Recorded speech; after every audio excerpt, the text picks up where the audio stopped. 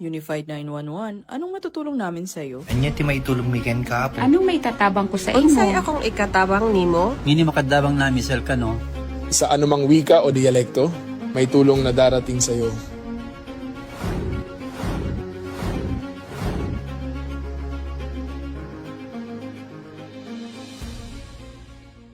Lilingkod sa bawat Pilipino at magbibigay ng tamang impormasyon para sa tahimik at maayos na Pilipinas. Police News Network, alagad ng batas, tagapagtaguyod ng balitang pulis, sandigan ng mamamayan, patnubay ng katotohanan.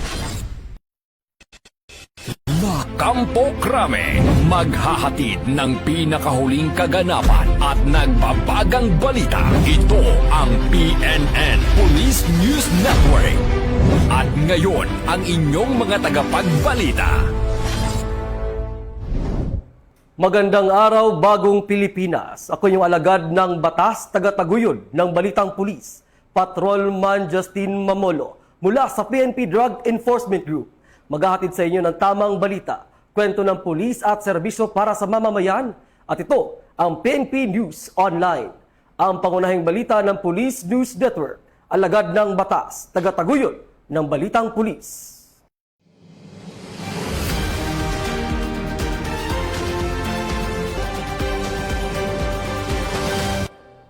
At narito ang mga balita ng hatid ng PNN correspondents mula sa iba't ibang panig ng bansa.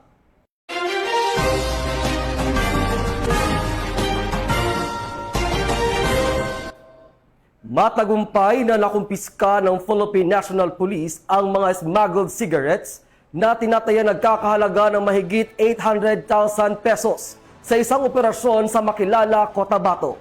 Ang buong detalye ng report mula kay Police Corporal Bernadette Camino. Na-recover ng Makilala Municipal Police Station katuwang ang Barangay Peacekeeping Action Team o BPATS ng Barangay Kawayanan, Makilala, Cotabato. Ang tinatayang 887,700 at 71 piso na halaga ng mga pinaghihinalaang smuggled cigarettes ngayong ika-11 ng Hunyo ng kasalukuyang taon. Nagsagawa ng operasyon mga otoridad bilang bahagi ng pinagting na kampanya laban sa illegal cigarette smuggling alinsunod sa Executive Order No. 26 Series of 2026. Gayun din sa BPAT Challenge 2026 at kapihan sa barangay program. Nagsimula ang insidente nang i-report ng mga opisyal ng Barangay Kawayanon sa Makilala MPS ang isang Nissan minivan na may plakang MBI 4807 na nasangkot sa isang vehicular crash at may kargang mga smuggled cigarettes. Agad rumisponde ang mga pulis sa lugar at na-recover ang 2 kahon ng Fort White menthol cigarettes na nagkakahalaga ng humigit kumulang 75,000 piso mula sa sasakyan. Ang sospek ay isang 25 taong gulang na negosyante mula sa Digo City, Davao del Sur at kasalukuyang nasa kustodiya ng Makilala MPS para sa karagdagang investigasyon. Sa hiwalay na pangyayari noong hapon ng parehong araw,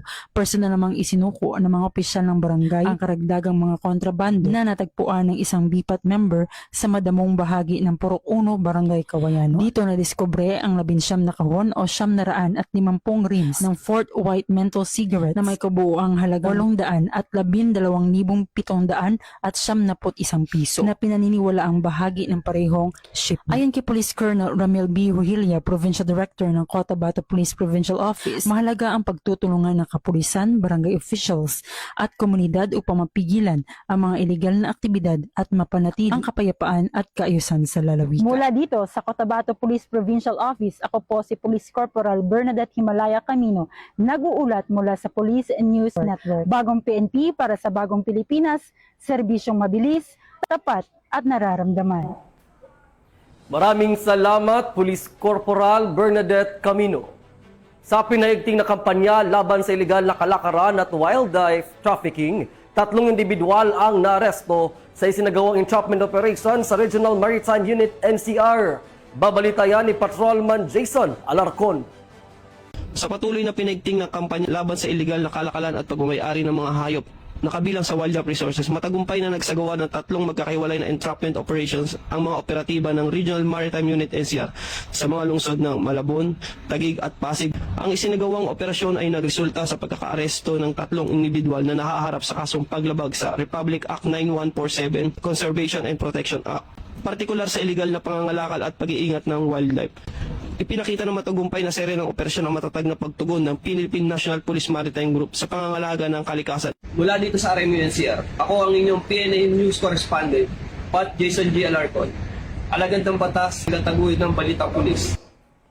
Maraming salamat, Patrolman Jason Alarcon. Nadiskubre ng Ilocos Sur Police Provincial Office ang isang marijuana plantation sa Sugpon, Ilocos Sur, na nagresulta sa pagkakabunot at pagsunog ng mga halamang marijuana na tinatayang may halaga ng 3.28 million pesos.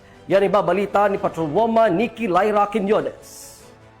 Muling nagtagumpay ang mga awtoridad ng Ilocos Sur PNP sa kampanya laban sa ilegal na droga matapos masira ang mahigit 3.28 milyong halaga ng mga tanim na marihuana sa magkakahiwalay na operasyon sa lalawigan ng Ilocos Sur. Ayon sa Ilocos Sur Police Provincial Office sa pamumuno ni Police Colonel Agosto M. Asuncion, Provincial Director, bunga ito ng pinaigting na koordinasyon at sama-samang pagkilos ng iba't ibang law enforcement units upang tuluyang mapuksa ang mga plantasyon ng marijuana sa lalawigan. Noong Hunyo 15, nagsagawa ng operasyon ang 2nd Ilocos Sur Provincial Mobile Force Company sa Barangay Likungan, Sugpon, Ilocos Sur. Natuklasan ng mga operatiba ang isang marijuana plantation na may lawak na humigit kumulang 550 metro kwadrado na naglalaman ng 4,400 fully grown marijuana plants na may tinatayang standard drug price na 880,000 pesos.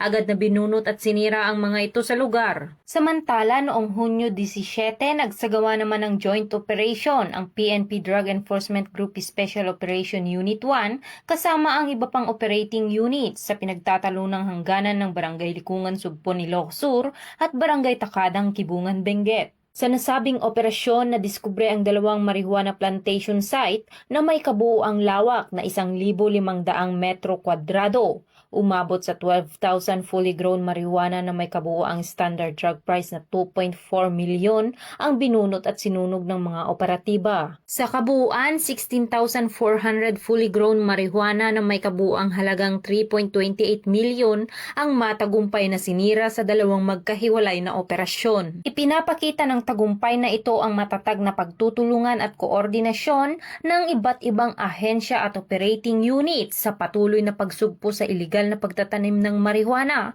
at sa pagpapanatili ng ligtas at drug-free na komunidad sa Ilocos Sur. Mula dito sa Ilocos Region, ako ang inyong PNN Correspondent, Patrolwoman Nikki Lyra Quinones, nagbabalita para sa Police News Network, alagad ng batas, tagataguyod ng Balitang Pulis. Maraming salamat, Patrolwoman Quinones. Umabot sa 1,200 katao na naapektuhan ng lindol ang nabigyan ng tulong sa isinagawang relief at medical outreach program ng Police Regional Office 11 sa Davao Occidental. Babalita yan ni Patrolman Jack Nicojan Guba.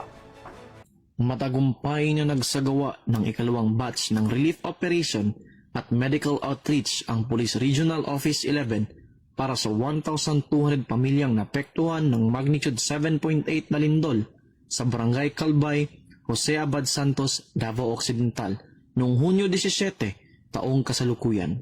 Ang nasabing aktibidad ay pinangunahan ni Police Brigadier General Leon Victor 07, Regional Director ng PRO 11, katuwang sina Police Colonel Antonio D. Alberio Jr., Chief Regional Community Affairs and Development Division, Police Lieutenant Colonel Eleanor Bautista, OIC, Regional Medical and Dental Unit 11, at Police Colonel Sherwin M. Butil, Provincial Director, Davao Occidental Police Provincial Office. Habang isinasagawa ang nasabing relief operation, ang PRO 11 ay nagbigay ng mga relief goods naglalaman ng bigas, kape, asukal, mga canned goods and noodles, maging mga hygiene kits na may lamang toothbrush, toothpaste, tissue, sabon at mga sanitary napkins. Meron ding ipinamahagi na libreng lugaw o arroz-galdo ang PRO 11 alinsunod sa programa ni Police Brigadier General Rosete na tinawag na Libreng Palugaw sa Katawhan.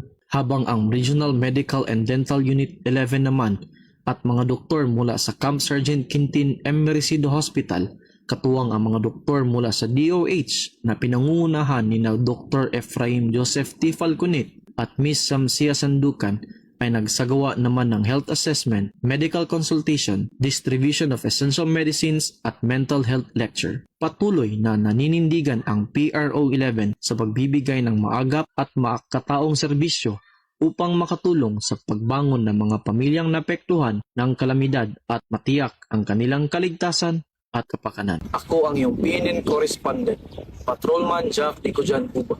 Alagad ng batas, tagataguyod ng balitang pulis. Ito ang bagong PNP para sa bagong Pilipinas. Serbisyong mabilis, tapat at nararamdaman. Maraming salamat, Patrolman Guba. Sa pinaigting na kampanya laban sa kriminalidad, isang suspect na may kinakaharap na kasong karnaping ang naaresto ng mga otoridad sa isinagawang operasyon sa Maitom, Sarangani. Babalitayan ni Patrolwoman Rezalie Umalay. Matagumpay na naaresto ng pinagsanib na puwersa ng kapulisan ang isang lalaki sa isinagawang operasyon sa sitio Manga, Barangay Pinol, Maitom, Sarangani Province noong gabi ng Hunyo 19 taong kasalukuyan. Kinilala ang naaresto na si alias Jagan, 18 anyos at residente ng nasabing lugar.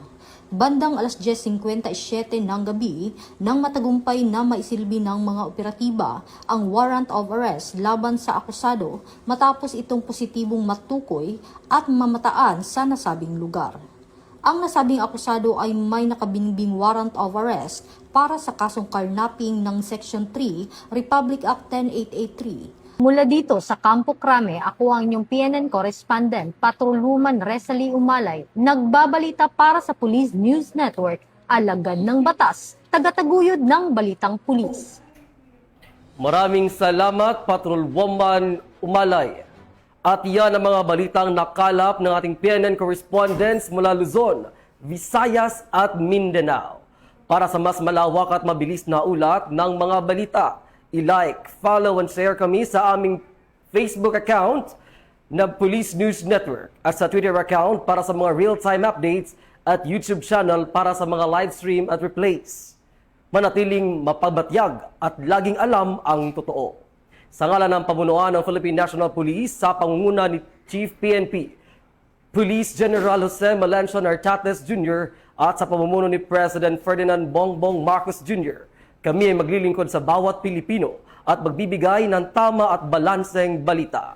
Bago po tayo magtapos, muling nagpaalala ang pambansang pulisya kaugnay sa nalalapit na parliamentary election sa Bangsamoro Autonomous Region in Muslim Mindanao. Pinalalahanan ng Philippine National Police ang publiko na manatiling mapanuri at maging mapagmatyag laban sa paglaganap ng fake news, misinformation at disinformation sa iba't ibang online platforms. Labanan ng fake news sa BARM, ugaling mag-fact check at magbahagi lamang ng tama at veripikado at mapagkakatiwala ang impormasyon upang mapanatili ang kapayapaan, kaayusan at pagkakaisa sa komunidad. Mula rito sa tanggapan ng tagapag-ugnay ng pambansang pulisya, ako ang inyong alagad ng batas, tagataguyod ng balitang pulis, Patrolman Justin Mamulo. Mula sa PNP Drug Enforcement Group, maghahatid ng tamang balita, kwento ng pulis at serbisyo para sa mamamayan, at ito ang PNP News Online, ang pangunahing balita ng Police News Network. At ito ang bagong PNP para sa bagong Pilipinas. Serbisyong mabilis, tapat at nararamdaman.